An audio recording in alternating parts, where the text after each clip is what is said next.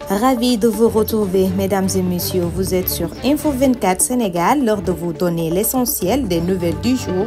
Bonjour et bienvenue à tous. Démarrons l'actualité avec la politique. L'ancien président sénégalais Macky Sall a déposé une plainte contre X le 23 décembre devant le procureur de la République près le tribunal de grande instance hors classe de Dakar. Cette action fait suite à la diffusion de documents prétendant être des relevés bancaires à son nom, mentionnant un compte à la HSBC de Singapour crédité d'1 million de dollars.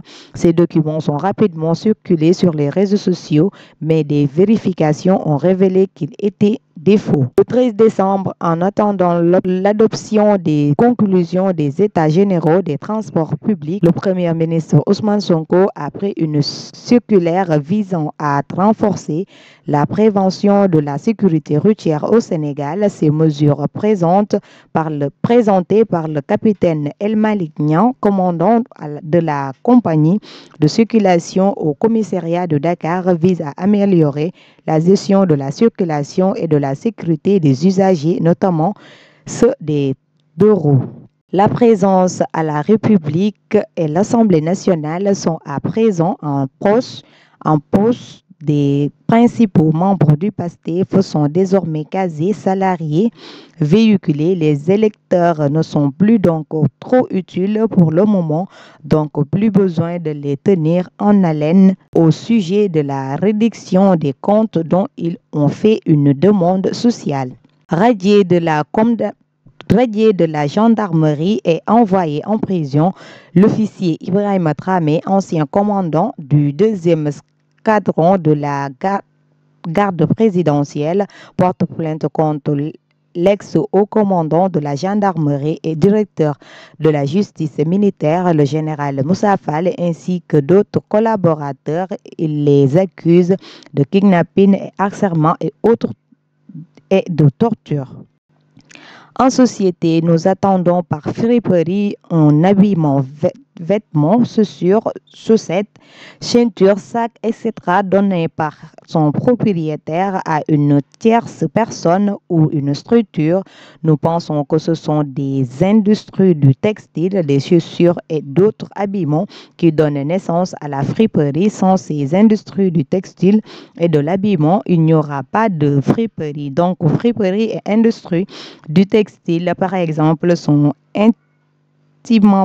intimement liés.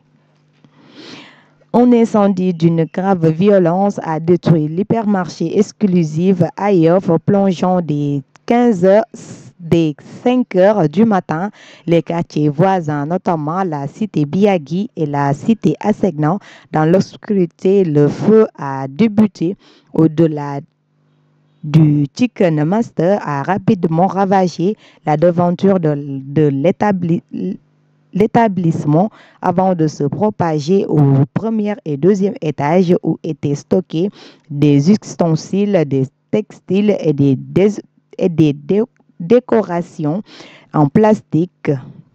Le trajet de 10 minutes entre Colobane et la rue 9 de Médina a tourné au cauchemar par J.D. Seka, une passagère d'origine ivoirienne. Selon sa version des faits, le taximan Mbeng aurait profité du court trajet pour commettre un acte déplacé entraînant une condamnation à 2 ans de prison ferme pour attentat à la pudeur sans violence.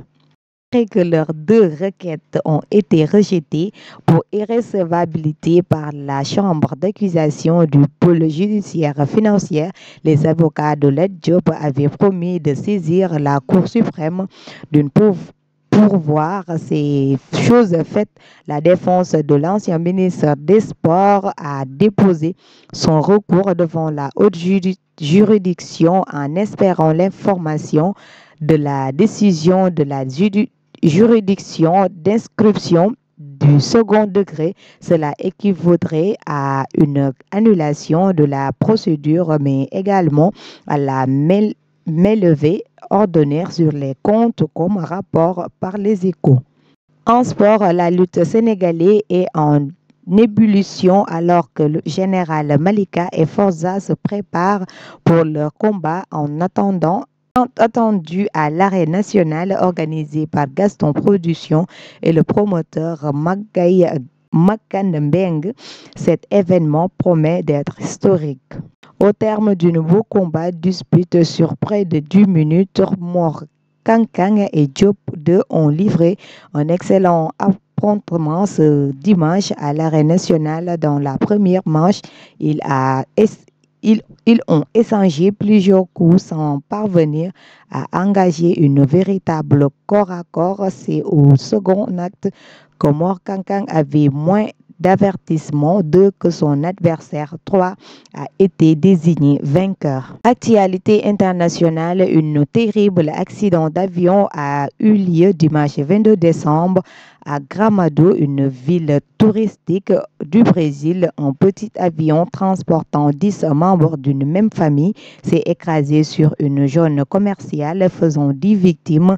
Les secours ont rapidement intervenu, mais aucune des occupants de l'appareil n'a survécu. Les autorités ont confirmé l'identité des victimes, dont un homme d'affaires et ses proches. Une enquête est en cours pour déterminer les causes de ce drame. C'en est tout pour cette flash d'information. Merci de l'avoir suivi.